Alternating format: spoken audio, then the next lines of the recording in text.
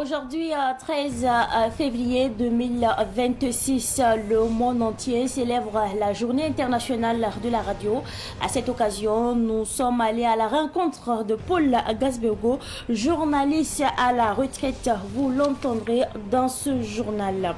Et puis le PDG de la société de vidange ISMO International s'est rendu à la brigade des volontaires pour la défense de la patrie. À cette occasion, il a remis du vivre et du ciment à la BVDP. La remise à suivre dans ce journal.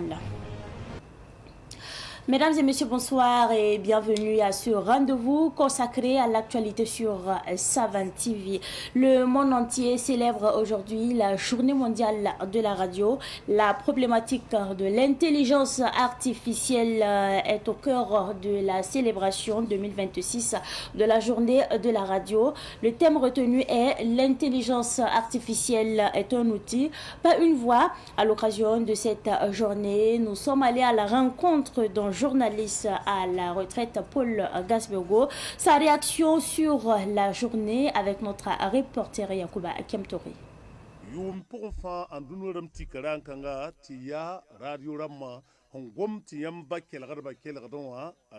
Pour Paul Gasbergo, journaliste à la retraite, la radio a su traverser les époques sans perdre son âme.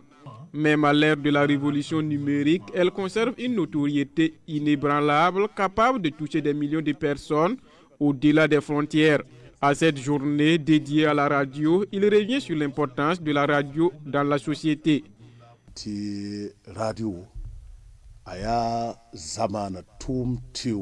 À l'époque, la radio était un instrument qui conseille, éduque et qui aide à l'éveil des consciences. Dans les domaines comme l'agriculture, l'élevage, les différents métiers, le commerce, la santé, très souvent, la radio est un intermédiaire entre les spécialistes et la population. C'est par la radio qu'on peut avoir des informations fiables.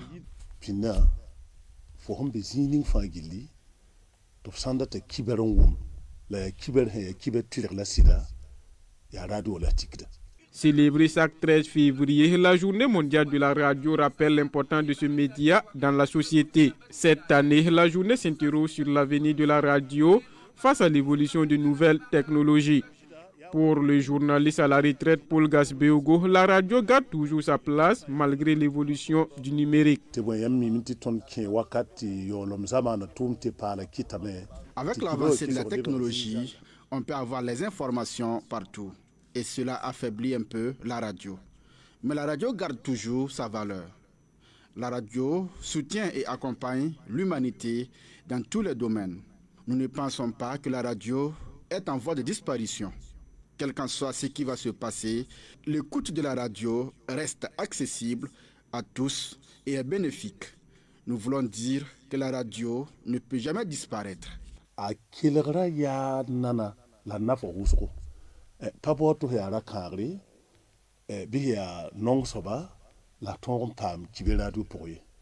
Cette journée mondiale de la radio est une occasion pour Paul Gasbergo de souhaiter bonne journée aux professionnels de la radio. Il invite les auditeurs à toujours écouter la radio qui selon lui est un outil d'éveil de conscience. Nous souhaitons bonne fête à tous les auditeurs et auditrices de la radio.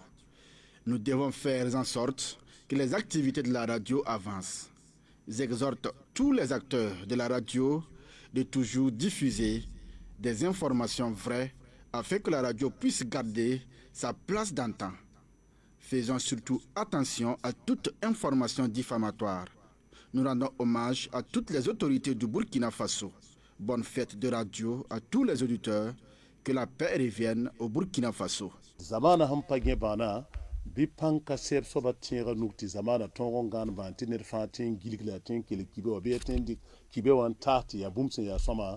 Le journaliste à la retraite Paul Gasbergo invite les responsables des radios à travailler à mettre les journalistes dans de bonnes conditions de vie et de travail. Il demande aussi à la nouvelle génération d'être passionnée et professionnelle dans le traitement de l'information. Après donc ce zoom sur le journaliste à la retraite Paul Kouka Gasbiogo, à l'occasion de la journée mondiale de la radio, nous revenons sur une décision du Conseil des ministres d'hier au lendemain de l'annonce par le gouvernement de la baisse des prix des produits de santé. Les réactions se multiplient en tout cas au sein des populations. Notre reporter Momoni Nana a tendu son micro à quelques citoyens de la ville de Ouagadougou. Selon l'annonce officielle, cette décision des autorités de réduire le prix des médicaments pharmaceutiques entend améliorer l'accessibilité des médicaments essentiels dans un contexte marqué par la cherté de la vie et les difficultés d'approvisionnement de certaines pharmacies. Pour le gouvernement, il s'agit d'un pas important vers la protection du pouvoir d'achat des ménages et le renforcement du système de santé. Dans les quartiers de la capitale, de nombreux citoyens saluent l'initiative. En tout cas, ça a favorisé beaucoup les familles pauvres.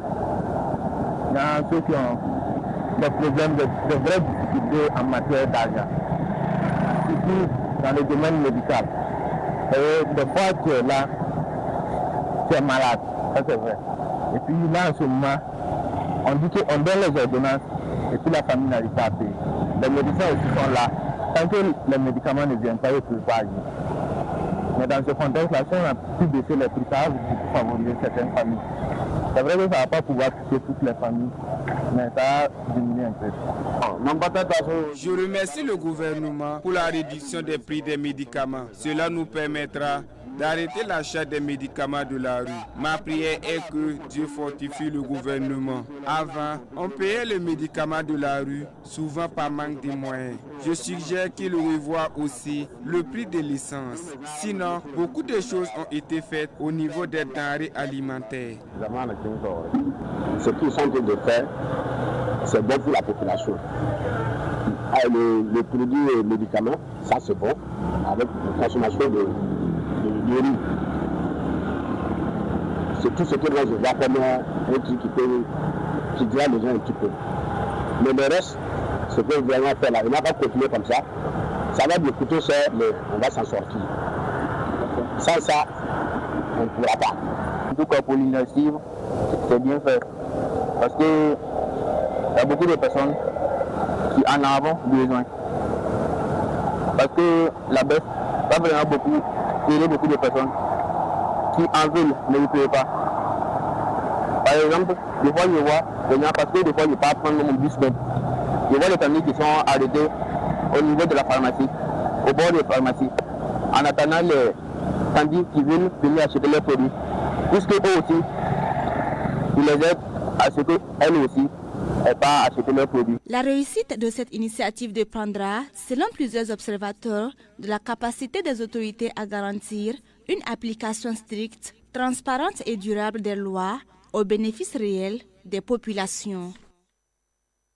Après donc ce reportage qui nous a été proposé par Germaine Farama et Moumouni Nana, nous parlons cette fois-ci de la journée internationale de la tolérance zéro aux mutilations génitales féminines.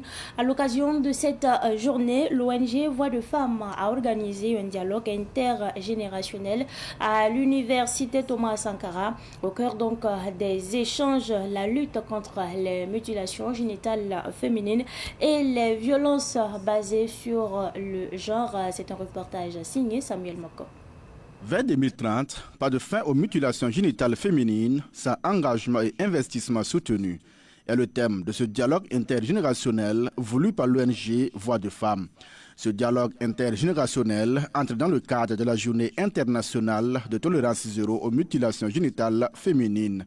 Donc les jeunes étant la relève et les hommes de demain, donc il était primordial de leur donner l'information, de les sensibiliser pour qu'ils prennent des engagements pour que vraiment la lutte contre l'excision, on puisse entendre parler d'excision au Burkina Faso. Mais depuis l'avènement qu'on connaît, l'insécurité et l'instauration de la journée des coutumes et des traditions, les gens n'ont pas bien compris le sens et la portée de cette journée et ils pensent qu'il faut revenir à toutes les traditions. Et vraiment, l'excision a repris encore au Burkina Faso. Tour à tour, les panélistes ont expliqué aux étudiants de l'université Thomas Sankara les méfaits de l'excision. Pour le médecin Abdallah Ouedraogo, les mutilations génitales féminines ont plusieurs conséquences négatives, psychologiques et physiques. Ça peut être source d'infection, bien sûr, pour la femme. Et lorsqu'on prend dans le côté psychologique surtout, ça peut être source de problèmes dans le foyer. Parce qu'une femme qui est dans le foyer n'arrive pas à satisfaire son mari, peut non seulement avoir des problèmes elle-même, mais avoir des problèmes même avec le mari. Parce que ces jeunes aujourd'hui sont les parents de demain. Et si ces jeunes ont compris l'essentiel du message, ont compris les effets négatifs de ces mutilations sur le domaine sanitaire et psychologique, je pense que ce seront des bons parents. Même remarque chez le deuxième panéliste, Naba Balga de Dawiliki. Pour lui, tel qu'on respecte la princesse Yenenga, chaque femme doit également être respectée. On célèbre Yenenga, et c'est avec raison. Tout en célébrant Yenenga, je pense qu'il faut penser aussi à la Yenenga qui est avec nous, à la Yenenga que nous mettons au monde, et que dans la célébration là, mais ça doit se traduire dans la pratique par le traitement, n'est-ce pas, réservé. Par exemple, à ces Yenenga qui sont soit nos épouses, soit nos enfants. Et donc, dans le processus de socialisation, par exemple, des enfants, c'est des choses, n'est-ce pas, qu'il faut intégrer de telle sorte que, effectivement, l'intégrité, par exemple, physique de la femme, mais soit au centre de nos préoccupations.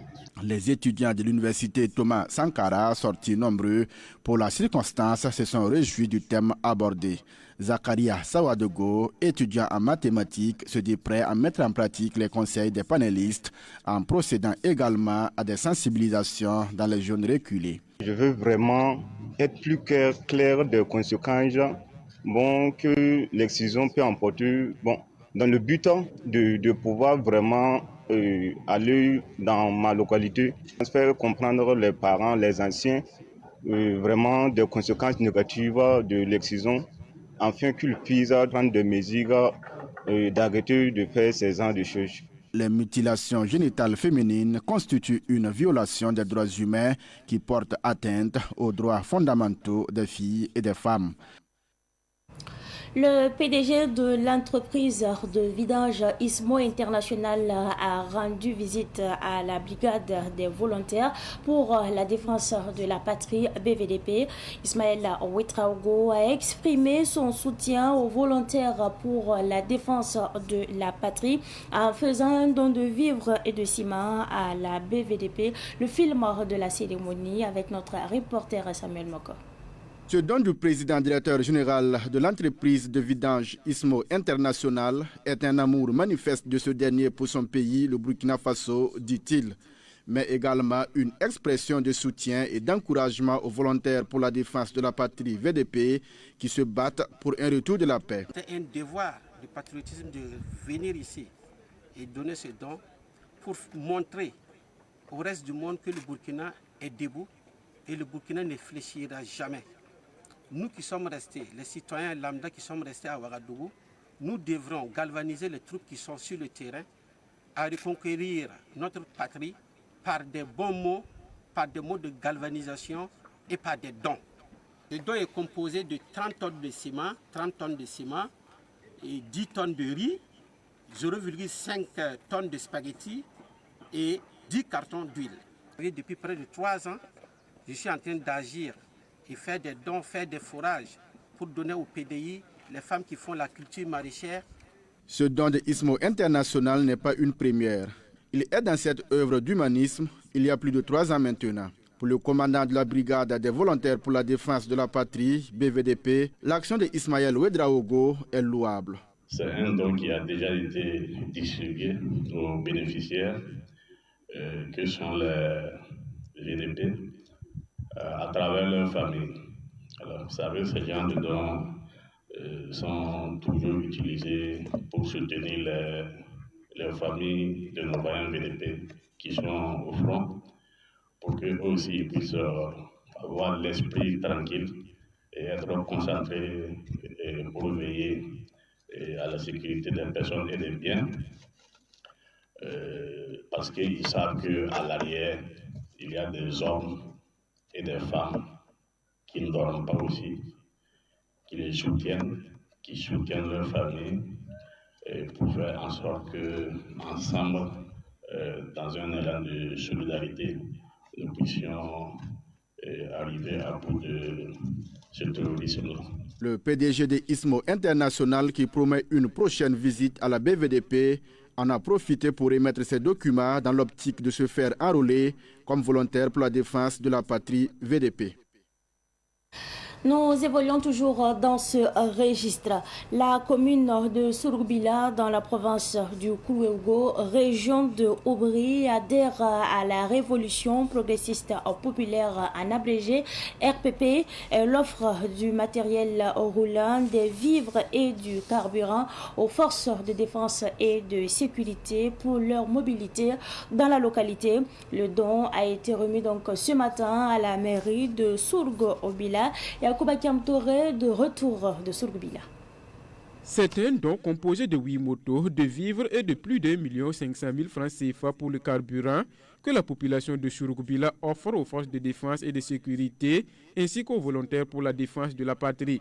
Cette dotation des FDS et VDP en moyen roulant de la commune de Souroubila, située dans la province du Kourouégo, région de Oubri, témoigne de la volonté de la population à faciliter la mobilité de ses combattants dans la localité. Il fallait que nous aussi, à notre tour, on fasse un effort, qu'on montre aux yeux de Burkina Faso que nous aussi, nous pensons en tout cas au FDS et au VDP. C'est cette dynamique-là qui a amené la délégation spéciale à budgétiser en tout cas un montant pour acquérir ces 8 motos. Et le carburant qui a été remis, ça c'est l'ensemble des fils et filles de la commune de Souroubila, y compris les travailleurs, qui de façon volontaire ont accepté de donner quelque chose pour qu'on puisse mettre le carburant dans les motos et rouler. Et c'est accompagné aussi des vivres. Ce don de motos et de vivres va contribuer à renforcer la capacité opérationnelle des FDS et VDP. Le matériel remis ici à la mairie de la commune de Souroubila est salué par le commandant de la brigade territoriale de la gendarmerie de Souroubila, Moussa Sanou. Permettez-moi de dire merci aux filles et aux fils de Souroubila ainsi qu'à l'ensemble de ces bonnes volontés et l'ensemble des acteurs qui n'ont ménagé aucun effort à travers ces actes patriotiques qui ont abouti à l'acquisition de ces moyens roulants, des vivres ainsi que du carburant. Ces gigantesques dons permettra l'accroissement de nos capacités opérationnelles et qui également nous permettra d'explorer convenablement notre ressort territorial à travers nos missions régaliennes de protection des personnes et des biens. Le matériel est remis sous les regards du représentant du gouverneur de la région de Oubri, Ibrahim Bouli, et du parrain de la cérémonie El Haj Mustafa Souli. Ils ont salué la population pour son geste patriotique. Madame le gouverneur me charge de témoigner toute notre gratitude aux filles et aux fils de Souroubila et en l'occurrence le président de délégation spéciale qui a bien voulu laisser parler leur cœur. Je profite de votre micro ici pour inviter les autres communes à emboîter le pas. J'appelle la population du Burkina Faso à l'unité et à un soutien conséquent à nos VDP et FDS. Ils fournissent beaucoup d'efforts pour le retour de la paix au Burkina Faso et cette dotation en moyen roulant est salutaire et va encourager les FDS à continuer la lutte. J'invite ainsi les Burkinabés à toujours aider les combattants. Je remercie la population de la commune de Souroubila pour son don.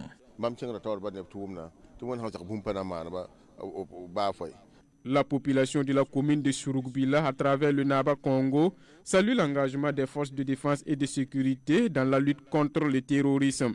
Elle appelle alors les FDS et VDP à multiplier les efforts pour le retour de la paix au Faso.